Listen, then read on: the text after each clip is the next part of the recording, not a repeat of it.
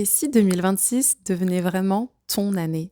Pas celle des résolutions qu'on oublie début février, mais celle du vrai changement, du vrai glow-up durable. Aujourd'hui, je ne vais pas vous parler de vie ou de routine parfaite, juste quelques petites habitudes à ajuster dans ta vie pour que tu deviennes that girl en 2026. Alors si ça t'intéresse, je t'invite à regarder cette vidéo.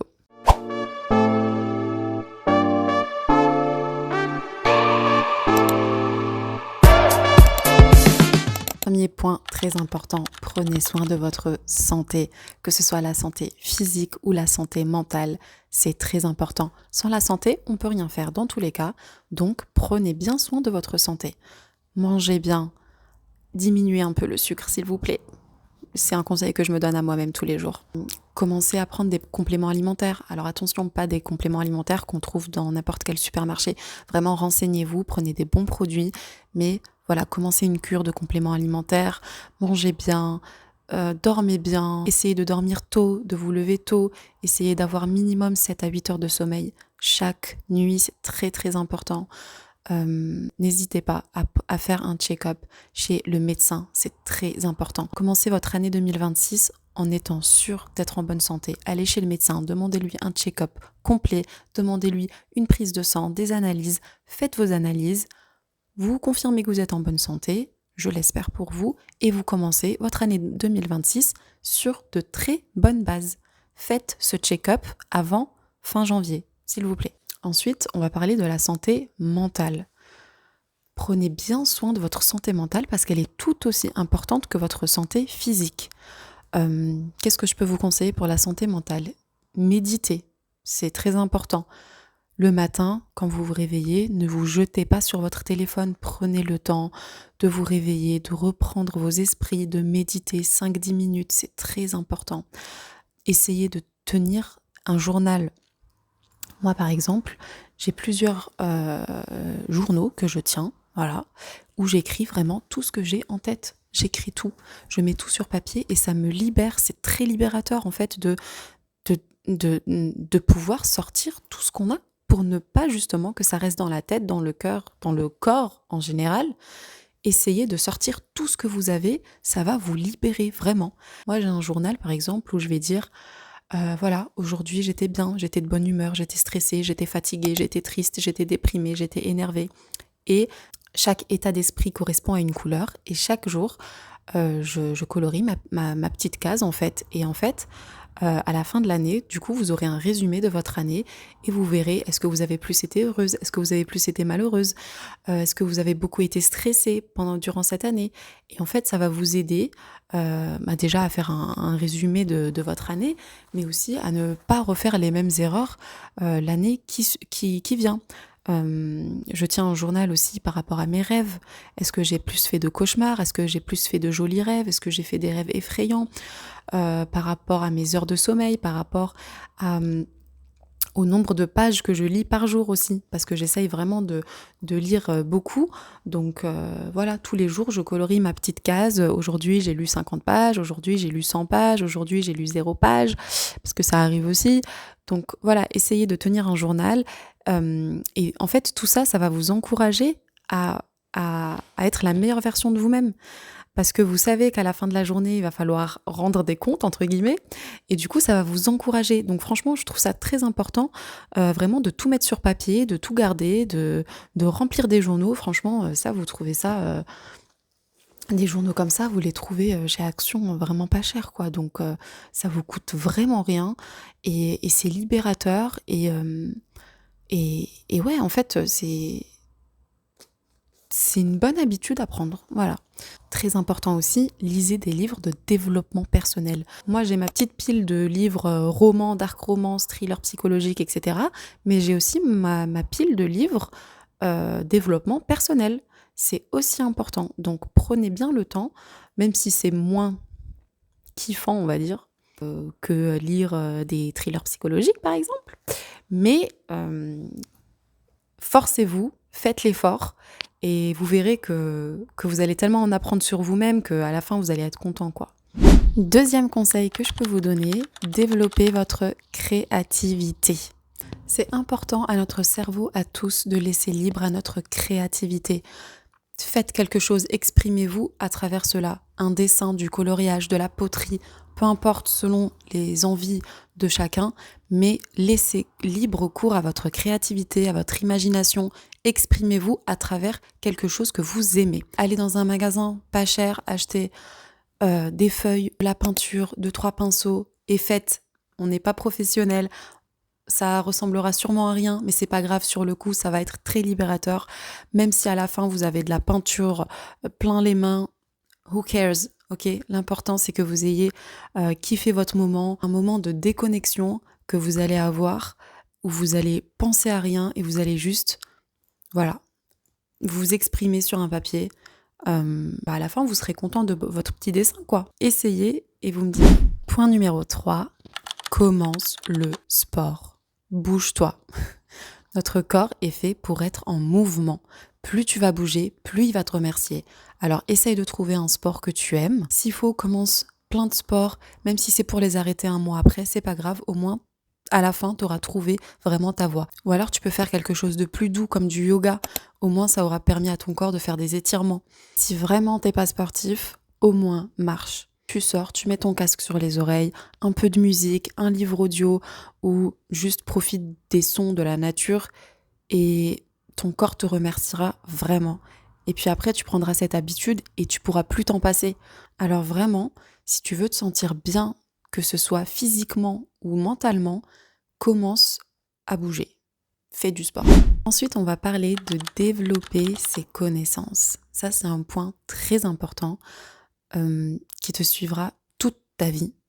Développe tes connaissances. Ne reste pas dans l'ignorance. Des documentaires, il y en a plein qui parlent des océans, de la terre, des étoiles. Peu importe. Les documentaires, ils sont pas faits juste pour nous endormir avant une petite sieste comme ça l'après-midi. Non, non. Il faut les regarder. Il faut s'instruire, il faut s'ouvrir au monde. Ça t'aidera toute ta vie, ces connaissances, tu les garderas toute ta vie. Ça va t'aider pendant un dîner de famille, pour faire la conversation avec quelqu'un, ne serait-ce que pour ne pas qu'il y ait ce blanc ou pour que tu suives une conversation, pour que tu sois pas perdu, peu importe avec qui tu es, que tu puisses répondre et faire partie de la conversation. Je te conseille vraiment de développer tes connaissances, de t'instruire, d'être curieux sur ce monde, sur cette vie, d'être vraiment curieux, même si c'est un sujet qui ne t'intéresse pas forcément parce qu'on ne peut pas s'intéresser à tout, je suis d'accord, mais il faut être curieux et savoir un minimum sur tous les sujets qui n'aiment pas paraître intéressants. Et c'est pas paraître, c'est être intéressant devant les gens, peu importe avec qui tu es intéressant, les gens veulent te parler. Tu es là pour faire la conversation et tu fais la conversation et avec toi, il n'y aura jamais de blanc. Sois cette personne. Autre sujet que je voulais aborder avec vous, c'est la question d'argent. Il faut savoir gérer son argent en 2026. Je m'explique. Gérer son argent, c'est quoi? C'est éviter les dépenses inutiles et se fixer un budget chaque mois pour telle dépense. Tu peux par exemple créer un tableau Excel avec telle et telle et telle dépense du mois, te fixer un budget pour chaque dépense et respecter le budget à la fin du mois. Et tu verras, à la fin du mois, tu seras content parce que tu n'auras pas fait des dépenses inutiles. Aussi, mettre de l'argent de côté chaque mois. C'est très important d'avoir une sécurité financière. Alors chaque mois, tu te fixes un montant à mettre de côté. Quoi qu'il arrive, tu respectes ce montant. Dans la vie, on ne sait pas ce qui peut arriver, ce qui peut nous arriver en cas d'urgence, en cas de... Voilà. Alors mets de l'argent de côté chaque mois. Et arrête de t'acheter des cafés à 10 €. Bon, de temps en temps, fais-toi plaisir. Maintenant, il faut savoir aussi utiliser son argent de manière intelligente. Je m'explique. Essaye d'investir ton argent, ne serait-ce qu'une petite partie, mais investis ton argent quelque part. Que ce soit dans une compétence que tu as, essaye de faire de cette compétence un revenu supplémentaire. Ça peut être des services sur Internet, ça peut être créer sa propre marque, par exemple une marque de bougies ou voilà, je vous donne des exemples, mais essaye vraiment de réfléchir à un moyen de gagner un deuxième revenu grâce à tes compétences, à ton savoir-faire ou juste parce que tu penses intelligemment. Tous ceux qui investissent de l'argent n'ont pas forcément des compétences ou un don de Dieu. mais ils réfléchissent, ils se renseignent à gauche, à droite, et à la fin, ils trouvent un moyen, en fait, de se faire de l'argent. Et donc, essaye de chaque mois mettre un peu d'argent de côté pour un projet futur, ou chaque mois, si le projet tu l'as déjà, chaque mois, essaye d'investir une petite somme dans ce projet, même si tu verras pas tout de suite des résultats, mais à la longue, l'investissement paye toujours. Donc, prends une petite partie de ton argent et essaye de l'investir quelque part. Planifier. Planifie ta vie, planifie ta semaine, planifie ton week-end, planifie ta journée. Tu peux que être productif en planifiant. Même si tu fais pas grand-chose, moi parfois il m'arrive d'écrire aujourd'hui, ménage, sortir me promener, déjeuner avec maman. Voilà, c'est même si c'est pas grand-chose, à la fin de la journée, tu coches ce que tu as fait aujourd'hui. Et en fait, quand tu te lèves le matin et que tu sais que tu as des choses à cocher, eh ben tu les fais. Alors que quand tu les mets pas par écrit, eh ben tu te dis oh demain. Alors que quand tu l'as vraiment par écrit sur ton planning, eh ben ça te donne envie de le faire, ne serait-ce que pour cocher cette case. Moi je trouve ça hyper satisfaisant de cocher des cases. Je sais pas vous, ne serait-ce que pour le fait de me dire je l'ai fait, eh ben je vais le faire. Quoi de mieux pour se lever le matin qu'avoir un but? Donc ayez des buts et planifiez votre vie. Nouvelle habitude à adopter en 2026, passer du temps avec soi-même et surtout aimer ça. Tu dois t'aimer suffisamment pour te suffire à toi-même. N'attends pas d'être accompagné pour passer un moment de qualité ou pour faire quelque chose. T'as envie d'aller au cinéma regarder un film, il n'y a personne qui est disponible, ou même ne demande pas si quelqu'un est disponible. Vas-y, fais-toi ton petit ciné et tu seras trop contente. Fais-toi ton petit resto, pose-toi dans un café, va à la bibliothèque, pose-toi dans un parc. Vraiment, apprends à passer des moments de qualité juste avec toi-même, parce que tu es la meilleure compagnie qu'on puisse avoir. N'attends plus sur quelqu'un pour faire quelque chose. Fais cette chose. Tu es ta meilleure amie. Alors oui, c'est important de passer des moments en famille, entre amis, avec ton chéri, il n'y a aucun souci. Mais il faut pas négliger les moments que tu passes avec toi-même. Il faut apprendre à s'aimer, à aimer sa propre compagnie, vraiment. Moi, par exemple, j'aimerais bien un jour voyager en solo, vraiment aller à l'autre bout du monde, toute seule, avec moi-même, et voir ce que ça fait. Ça peut apporter que des bonnes choses de passer du temps avec soi-même et de s'accepter, d'accepter de tolérer notre propre présence et de trouver ça suffisant. Voilà. Autre conseil que je peux te donner, le Princess Treatment. Si tu veux qu'on te traite comme une reine, commence par te traiter comme une reine. Et le reste, ça viendra tout seul. Moi, par exemple, j'ai arrêté d'attendre qu'on m'offre des fleurs. Je suis dehors, je passe par un fleuriste par hasard, je rentre dedans et je m'achète le plus beau bouquet qui existe. Pourquoi ? Parce que je le mérite. Parce que ça me rendra de bonne humeur quand je me lèverai chaque matin et que je verrai mon beau bouquet dans un joli vase sur la table. N'attends plus que ce soit quelqu'un d'autre qui le fasse à ta place. Fais-le parce que tu le mérites.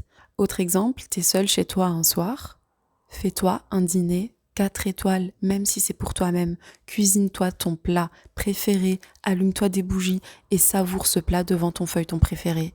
Ça, c'est le Princess Treatment que tu mérites et que tu vas appliquer en 2026. Avant-dernier conseil, prends soin de ton physique.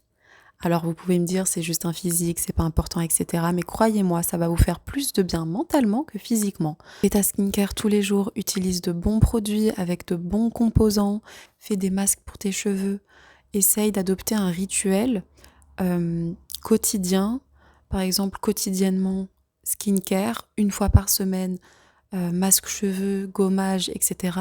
Une fois par mois, esthéticienne, coiffeuse pour certaines.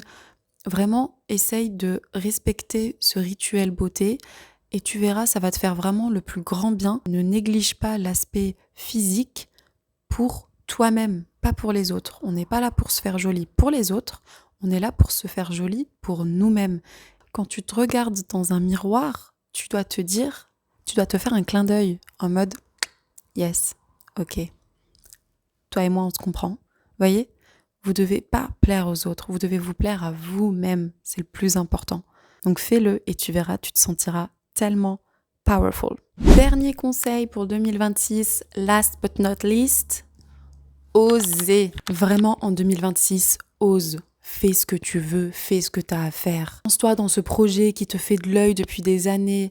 Inscris-toi au théâtre, fais ce saut en parachute, fais ce voyage qui t'a toujours donné envie, mais que tu n'as jamais osé faire. Va au bout du monde, va au bout des choses. Dis les choses. Dis ce que tu as au fond du cœur que tu n'as jamais osé dire depuis des années. Dis-le. Les années passent de plus en plus vite. Donc vraiment, il n'y a plus le temps d'hésiter, il n'y a plus le temps d'avoir peur du regard des gens, il n'y a plus le temps de se poser 1 milliard de questions. Osez, faites ce que vous voulez, on n'a qu'une vie, vraiment on n'a qu'une vie, faites ce que vous voulez, lancez-vous dans ce projet, lancez-vous sur internet, sur les réseaux, inscrivez-vous au théâtre, faites la chose la plus ridicule qui existe. Vous savez, il y a une phrase qui dit « t'es à ça de la meilleure version de toi-même ». Mais le ça là, il te demande un courage monumental. T'as juste à passer ce cap, à prendre ce courage, et là, tu te remercieras jusqu'à la fin de ta vie. Donc, fais-le. Il vaut mieux être ridicule ou être courageux 5 minutes et être bien toute une vie que ne rien faire et être frustré toute une vie. Voilà. Réfléchis à la chose qui te fait le plus peur et fais-la. On arrive à la fin de cette vidéo. J'espère qu'elle t'aura plu. Merci à toi d'être resté jusqu'à la fin si tu es encore là. N'hésite pas à me laisser un petit like et à t'abonner à ma chaîne, ça me ferait vraiment plaisir. N'hésite pas à me donner ton avis en commentaire également. Et voilà, moi je vous dis à la prochaine. On se retrouve pour une nouvelle vidéo. En attendant, prenez bien